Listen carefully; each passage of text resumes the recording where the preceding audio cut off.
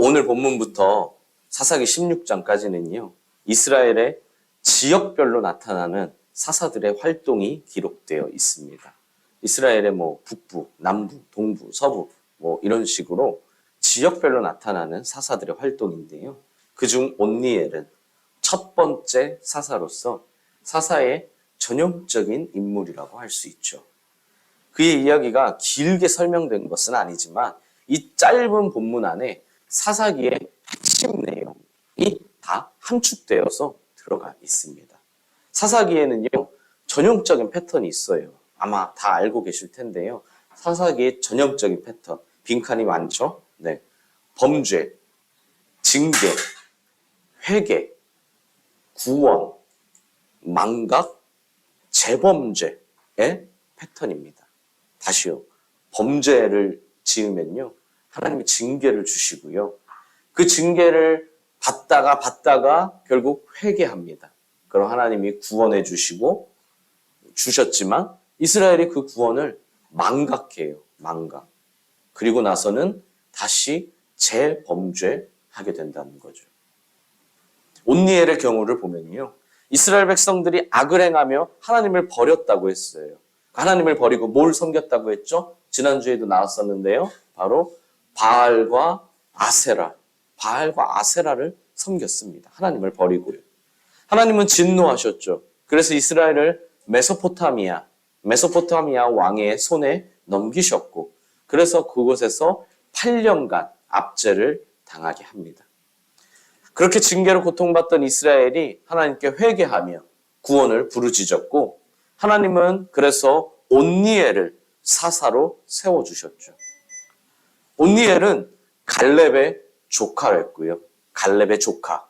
우리 12명의 정탐꾼 중 유명한 그 갈렙의 조카로서 굉장히 용사였어요. 하나님의 능력을 힘입어 이스라엘을 압제해서 해방시켰습니다. 그렇게 이스라엘에게는 40년의 평화가 찾아왔습니다. 하지만 시간이 흘러 온니엘이 죽게 되었고, 그 다음은 뭘까요? 바로 망각, 은혜를 새카맣게 잊어버리고 다시 하나님 앞에 범죄, 다시 악을 행하고 다시 하나님을 버렸다는 겁니다. 이렇게 사사기는 범죄, 징계, 회개, 구원, 망각, 재범죄의 패턴이 계속 반복되는데요. 하나님의 은혜로 사사를 통해 구원받지만 그 사사가 죽으면 어김없이 은혜를 잊어버리고 다시 죄를 지었다는 겁니다. 어떻게 그렇게 어리석고 어떻게 그렇게 악한지 사사기를 보고 있으면요. 우리 창세기부터 이렇게 성경을 읽다가 사사기를 가면 마치 물 없이 계속 고구마만 먹는 느낌이에요. 좀 괜찮아질만 싶으면 다시 뻔한 악을 행하니까요. 하지만 사사시대뿐일까요?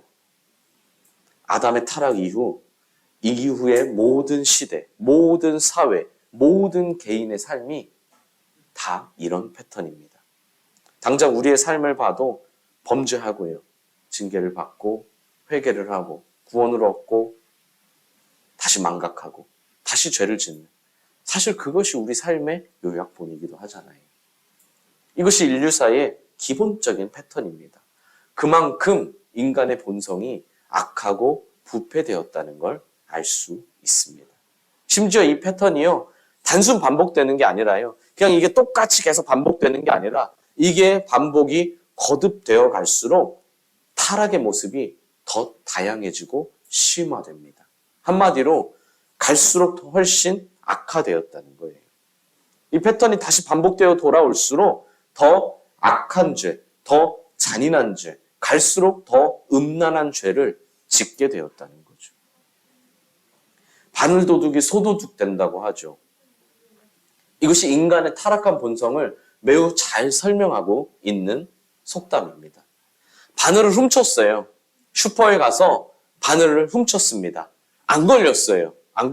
다행이죠. 다행이라는 말을 써도 되는지 모르겠지만 일단 당장은 다행이에요. 그렇죠? 그럼 이제라도 이거 바늘 안 훔치고 잘 왔으면 이제라도 꼭 필요해서 어쩔 수 없이 훔쳤어요. 그러면 이제라도 반성하고 뉘우치고 그만둬야 하는데요. 바늘을 안 걸렸으니까 다음엔 실뭉치를 훔칩니다. 또 안 걸렸어요. 다행인가요? 이제는 절대로 다행이란 말을 쓸 수가 없어요. 차라리 걸렸으면 좋은데, 차라리 걸린 게 나은데 안 걸리는 것이 이제는 더 불행입니다. 그렇게 그 다음에는 좀 더 큰 것, 좀 더 큰 것, 내가 더 좋아하는 것, 내가 더 원하는 것을 하나하나 훔치기 시작하죠. 그러다 보면 언제까지요? 소를 훔칠 때까지. 여러분, 바늘 도둑이 소도둑 된다. 바늘을 훔쳤던 도둑이 갑자기 소를 훔친다는 게 아니고요. 바늘을 훔쳤다가 좀 더 큰 것, 좀 더 좋은 것, 좀 더 괜찮은 것, 좀 더 원하는 것 하다가 결국 소를 훔친다는 거예요. 과거에는 소가 가장 중요한 재산이었으니까 소를 훔친다고 한 거죠. 그럼 소를 훔친다는 게 무슨 말입니까? 소가 의미하는 게 뭐예요? 결국 가장 중요한 것을 훔친다는 의미도 있지만 결국 무슨 말인가요? 걸릴 때까지 훔친다는 소리예요. 걸릴 때까지요. 여러분 보십시오. 슈퍼에서요. 바늘 하나 사라진다고 그거 걸리겠어요? 엄청 큰 슈퍼에서요. 막 200평, 300평짜리 슈퍼에서 바늘 하나 딱 내 주머니에 넣는다고 그거 어떻게 걸려요? 안 걸릴 겁니다. 아마. 바늘 하나 없어져도 그 주인이 몰라요. 그런데 그 다음엔 실이, 그 다음엔 가위가, 심지어 나중엔 금고가 사라졌어요. 근데 이걸 주인이 어떻게 모르겠어요? 바늘도둑이 소도둑 된다는 말은요. 단순히 소를 훔친다는 얘기가 아니라 걸릴 때까지 하게 된다는 거예요.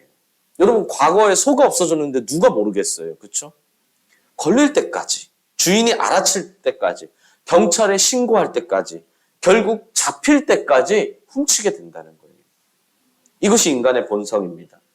하나님께 갈수록 멀어지다 보니 갈수록 돌아오는 것도 힘들어지겠죠. 이와 같은 특징은 이미 앞부분인 사사기 2장 19절에서도 잘 설명하고 있어요. 거기서 뭐라고 하나요?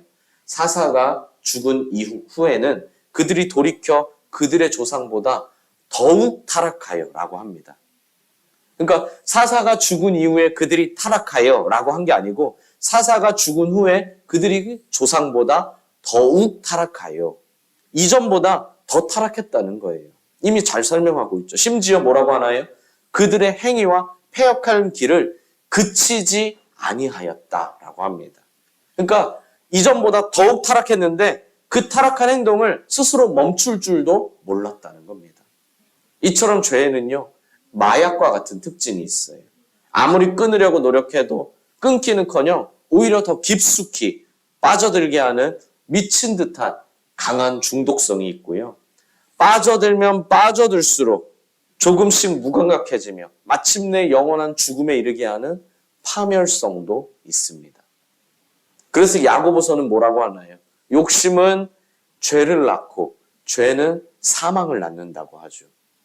여러분 결국 욕심이, 죄가 사망을 낳는다는 거예요. 누구나 생각으로는 어떻습니까? 내가 그냥 적당히 즐기다 빠질게요. 목사님 제가 적당히 졸다가 다시 들을게요. 적당히 타락하다가 다시 돌아올게요. 라고 생각을 하죠. 근데 그러기 어렵다는 거예요. 적당히 우리는 하다가 돌아오겠다. 내가 적당히 하다가 다시 하나님께 돌아오겠다. 하지만 안 된다는 거예요. 여러분 권투 선수 타이슨의 명언이 있죠. 권투 선수 타이슨의 명언 뭔가요? 얻어 터지기 전에는요. 얻어 터지기 전엔 누구나 그럴싸한 계획을 갖고 있다는 거예요.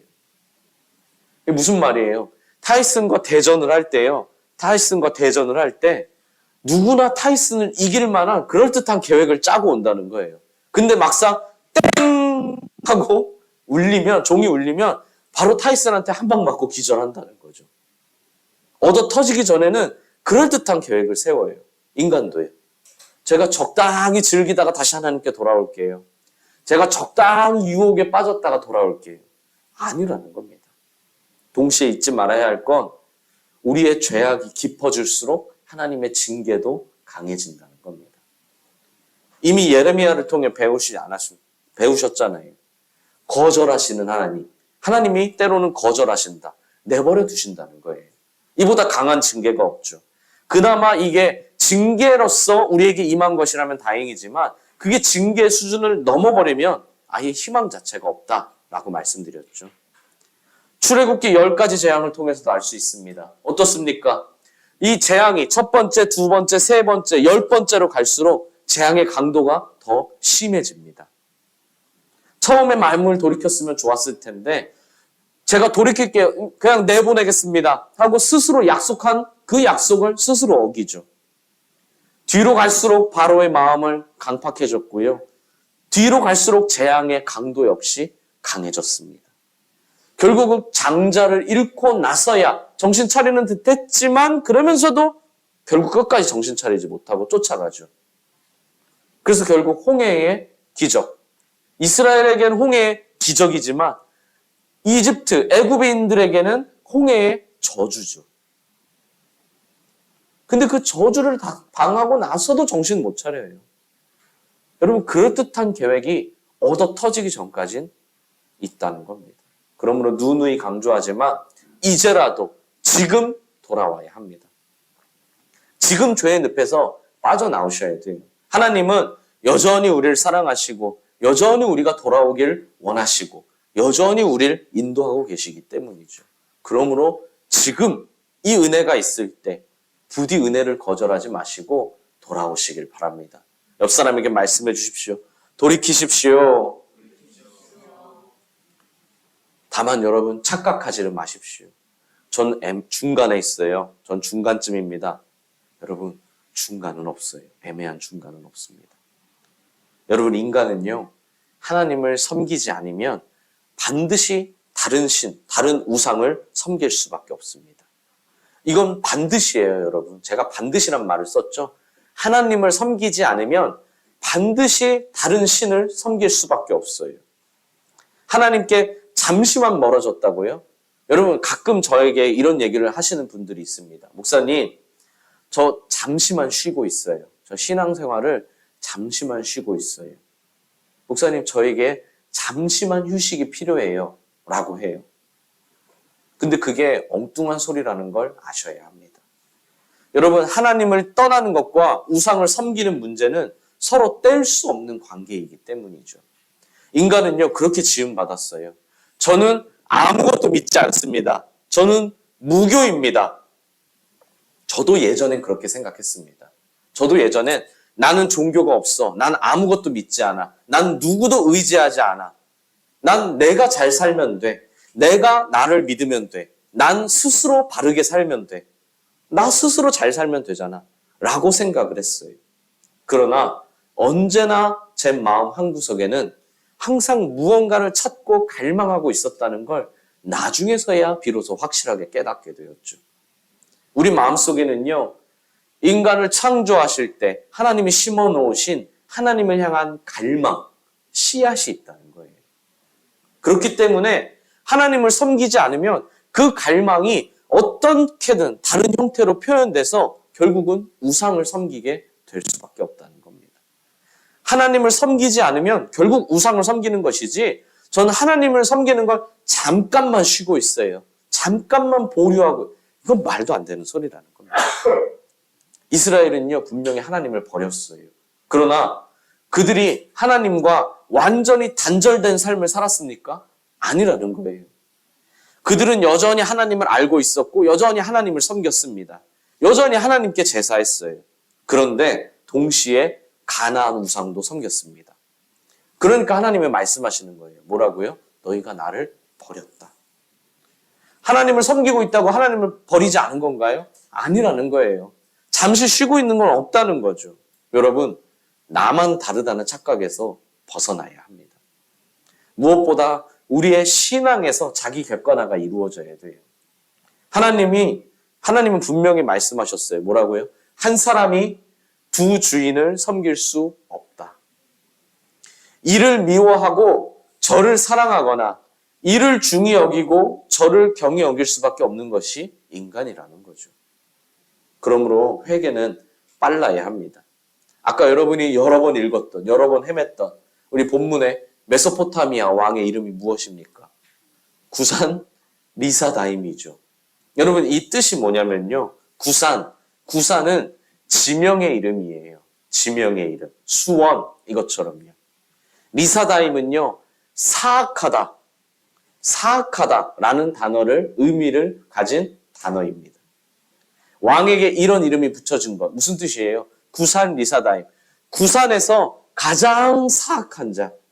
그러니까 수원에서 가장 악랄한 자. 우리 수원에서 돌을 제일 잘 던지는 자. 수원에서 우리 찬양을 제일 잘하는 자. 뭐 이런 별명들이 붙는 것처럼 구산 리사다임. 구산에서 가장 악랄한 자. 왕에게 붙은 칭호예요. 그만큼 무슨 뜻입니까? 왕에게 이런 칭호가 붙어졌다는 건 왕의 성품이 그만큼 무섭고 잔인한 왕이었다는 것. 폭군으로서 백성에게 증오의 대상이었던 그런 메소포타미아 왕이었어요.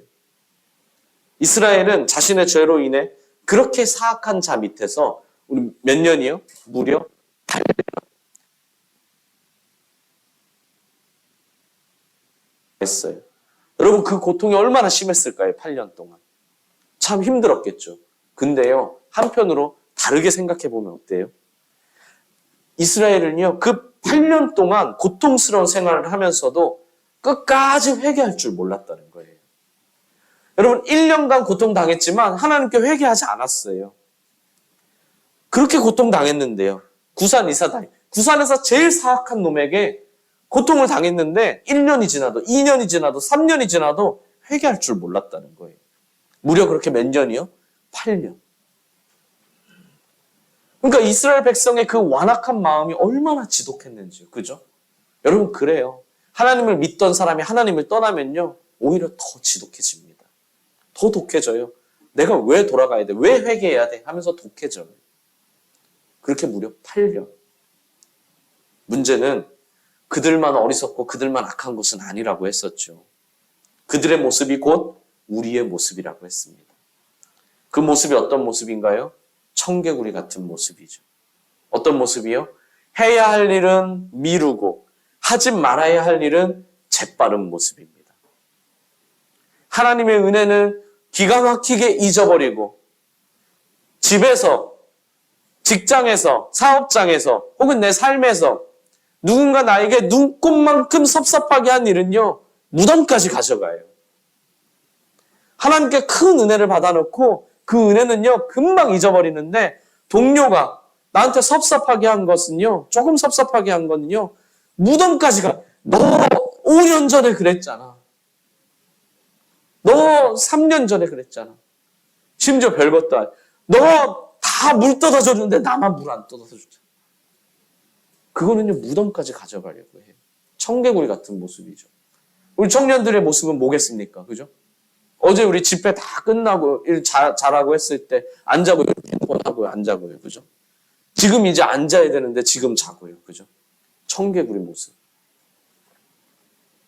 여러분, 오늘 설교의 제목이 뭡니까? 택배와 회개의 공통점입니다. 택배와 회개의 공통점. 여러분 택배와 회개에는요 공통점이 있어요. 여기 하나만 더 추가하면요. 택배와 회개와 순종에는 공통점이 있습니다. 무엇인가요? 바로 빠르면 빠를수록 좋다는 겁니다. 빠르면 빠를수록 좋다. 택배도 회개도 순종도 빨라야 돼요. 아주 조금이라도 1초라도 빠르면 좋습니다. 반대로 어때요? 미루면 미룰수록 안 좋죠. 여러분 혹시 그런 경험 있으십니까? 택배, 내가 중요한 택배를 하나 샀는데요. 그 택배 그래서 운송장을 조회해 보는데 택배가 잘 출발했어요. 잘 이동했는데 어느 곳에서 중간에서 멈춰버린 거예요. 분명히 이동해야 되는데 하루가 지났는데 이동하지 않습니다. 심지어 며칠이 지나도 이동하지 않아요. 여러분 버뮤다 삼각지대라고 하죠. 실제로 수많은 배와 항공기들이 이 버뮤다라는 지역에서 막 사라지고 행방불명 됐다고 해요. 뭐 과학적으로는 뭐 자연적인 그런 기후 뭐 이런 환경적인 요인이 있다고 하는데요. 택배에도 그런 곳이 있어요. 그죠? 택배에도 이 버뮤다 삼각지대가 있어요. 그래서 내 택배가 거기에 빠져버리면 심지어 일주일이 지나도 안 옵니다. 이게 뭔가 지금 택배가 기계에서 빠져서 바닥에 있다거나 뭐 어딘가 분실된 거예요. 여러분 택배가 멈추면 얼마나 애가 탑니까? 여유가 있어도 그런데 혹시 내가 급하게 시킨 물건이라면 어때요? 이 급하게 시킨 물건이 중간에 멈춰 있어요. 근데요, 하나님은 속이 더 타십니다. 왜요? 우리의 회개와 순종이 늦어질수록 말입니다.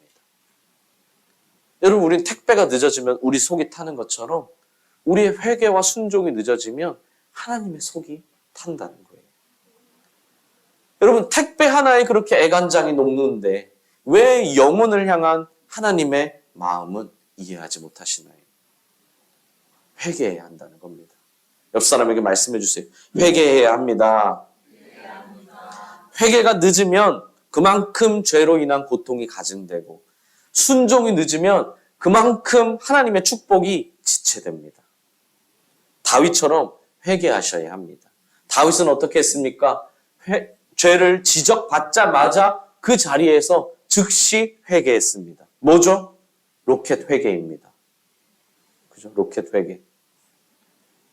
아브라함처럼 순종하셔야 돼요. 아브라함은 어떻습니까? 하나님의 명령, 말씀이 아니라고 했어요. 그렇죠? 하나님의 말씀이 아니라 명령을 듣자마자 순종했어요. 그럼 이건 뭔가요? 뭐죠? 아까 로켓 회개니까요. 이것은요, 로켓 순종. 다윗과 아브라함이 큰 복을 받은 비결이죠. 그들이 뭐 능력이 뛰어나서 외모가 출중해서 재산이 많아서가 아니라 그들이 큰 복을 받은 비결, 뭐라고요? 로켓 회개, 로켓 순종. 택배와 회개와 순종은 빠르면 빠를수록 좋거든요. 지금 당장 행해야 한다는 겁니다. 다시요. 다윗과 아브라함이 큰 복을 받은 비결, 뭐라고요? 로켓 순종, 로켓 회개. 옆 사람에게 말씀해 주십시오. 빠르면 빠를수록 좋습니다. 여러분, 하나님은 우리의 모든 걸 다 보고 계십니다. 이스라엘이 어디에서 우상 숭배했습니까? 여러분, 대낮에 이렇게 광장에서 우상 숭배했습니까? 아니에요. 꼭꼭 숨어서 했어요. 지하에 지하로 내려가서 아무도 안 보이는 어두컴컴한 곳에서 우상 숭배했습니다. 왜요? 들키지 않으려고. 그러면서 하나님이 보고 계실 거란 생각은 꿈에도 하지 못했죠. 최선을 다해 몰래 했으니까요. 타조가 어떻습니까? 막 달려가다가요, 자기가 숨으려면요, 그 모래 땅에 자기 머리를, 동물이니까 대가리죠. 대가리를 모래 속에 파묻는 거예요. 그러면 자기가 숨었다고 하는 겁니다. 그 어마어마한 덩치가요. 아이들도 그래요. 여러분, 우리 채훈이 어떻게 숨을까요? 채훈이 어떻게 숨습니까? 우리 채훈이 어딨어? 채훈이 어딨어? 하면은 엄마 품에 이렇게 탁 숨어요. 그죠? 그러면 안 보이는 줄 아는 거예요. 왜요? 자기가 안 보이니까. 아이들이 그러거든요. 내가 안 보이니까. 다른 사람도 날 안 보이겠지. 유아적인 생각입니다. 유아적인 생각. 내가 죄를 짓는 건 하나님이 못 보시겠지. 하나님은 모르시겠지. 하나님은 이스라엘에게 분명히 이렇게 말씀하셨어요. 뭐예요?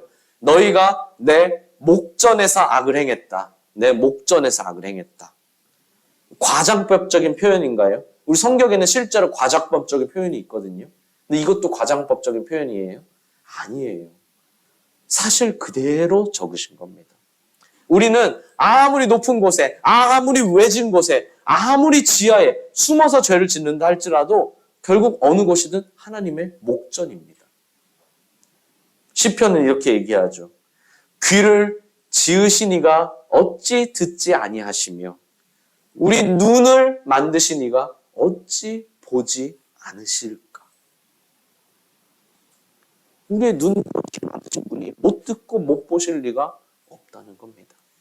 사랑하는 수원동인교회 성도 여러분, 우리나라는 빨리빨리의 민족입니다. 그렇죠? 그로 인해 세계가 놀랄 만큼 정말 기가 막힌 말도 안 되는 놀라운 성장을 이루어낸 훌륭한 민족이에요. 거기에 원동력이 뭔가요? 저는 빨리빨리예요. 빨리빨리. 뭐든지 다 빨리빨리. 근데 그러다 보니까 동시에 많은 부작용도 있었죠. 왜요? 빨리빨리 해야 될 것도 있지만 천천히 해야 할 것도 있거든요. 그런데 뭐든지 다 빨리빨리 합니다. 우리나라는요. 뭐든지 다 빨리빨리 해요. 다 빨리빨리. 너무 대단한 걸 이뤄냈지만 그로 인한 부작용이 너무 크다 보니까 이제는 오히려 역효과가 나타나기 시작합니다. 어떤 역효과예요? 빨리빨리 하면 다 나쁜 줄 알아요. 그렇죠? 빨리빨리는 다 나쁜 줄 알아요. 빨리 해야 할 일을 천천히 하기도 하고요. 오히려 반대로 천천히 해야 할 일을 빨리 하기도 합니다. 이 청개구리 같은 모습, 그게 뭐라고요? 우리의 인간의 본성이라고요. 근데 이걸 이겨낸 민족, 그만큼 우리나라가 훌륭한 민족이기도 하죠. 그렇죠? 누구나 다 게으르고 싶거든요. 근데 그걸 다 이겨내고 빨리빨리. 근데 여러분, 청개구리가 되시면 안 됩니다. 빨리 해야 할 건 빨리 해야 되고요. 천천히 해야 될 건 천천히 하십시오. 해야 할 일은 미루지 마시고요. 하지 말아야 할 일은 끊으셔야 합니다. 은혜는 기억해야 하고요. 서운한 일은 잊으셔야 합니다. 은혜는 기억하고요. 서운한 일은 잊으십시오.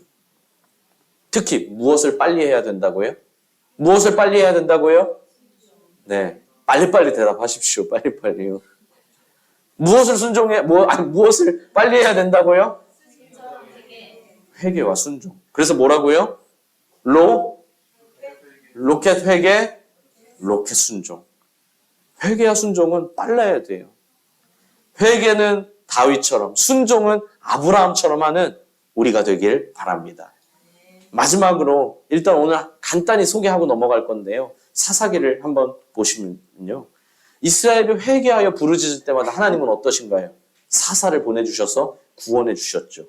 여러분, 이게 아주 중요한 암시입니다. 어떤 암시일까요? 이스라엘이 죄에 빠지고 하나님 옆에 부르짖을 때 사사를 보내주십니다. 어떤 암시일까요? 바로 결국 우리를 구원하시기 위해 이 땅에 예수님이 오신다는 암시입니다. 우리를 구원하기 위해 사사를 보내주시고 세워주신 것처럼 결국 이렇게 일시적인 구원이 아니라 영원한 구원의 사역을 이루기 위해 예수님이 오실 것이다. 라는 것이 이 사사기에서도 암시되어 있는 거예요. 그리고 실제로 예수님은 이 땅에 이미 오셨죠. 그리고 뭐라고 하셨나요? 다시 오신다라고 하셨습니다. 하나님의 말씀은 반드시 이루어집니다. 그리고 언젠간 반드시 다시 오시겠죠. 그럼 그날까지 우리는 어떻게 살아야겠습니까? 어떻게 살아야 될까요? 빨리빨리 대답하시라니까요. 어떻게 살아야 될까요? 네. 우리 아까 사사기의 전형적인 패턴이 뭐라 그랬어요? 그 패턴이 결국 우리의 패턴이라고 했잖아요. 그죠? 그러면 우리는 어떻게 해요? 그 뻔하고 반복되는 패턴에서 벗어나야 한다는 겁니다. 끊어내야 돼요.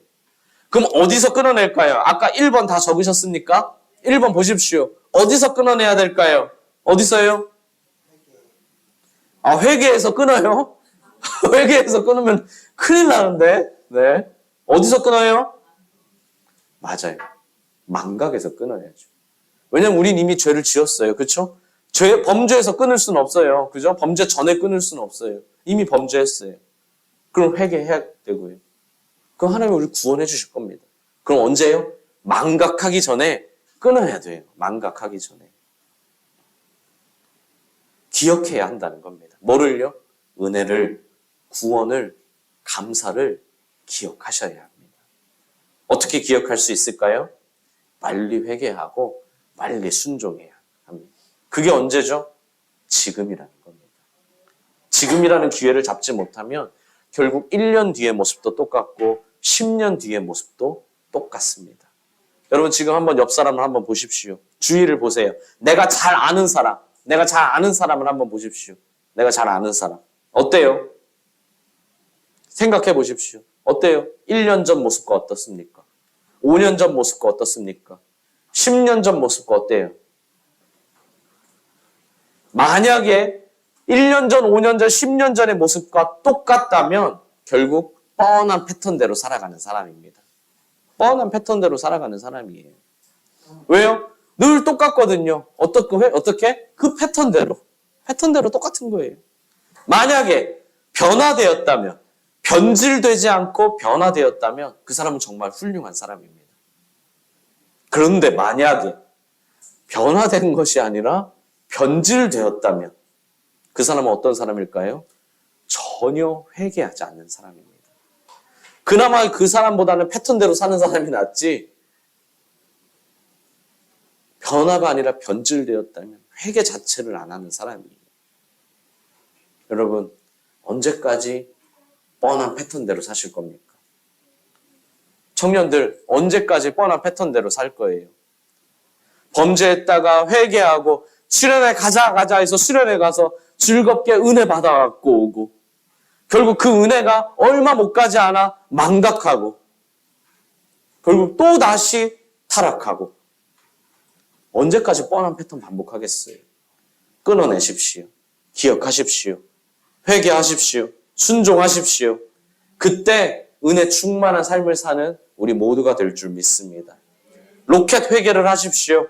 로켓 순종을 하십시오. 그때 다윗과 아브라함보다 더 큰 복을 받고 누리는 우리 모두가 될 줄 믿습니다.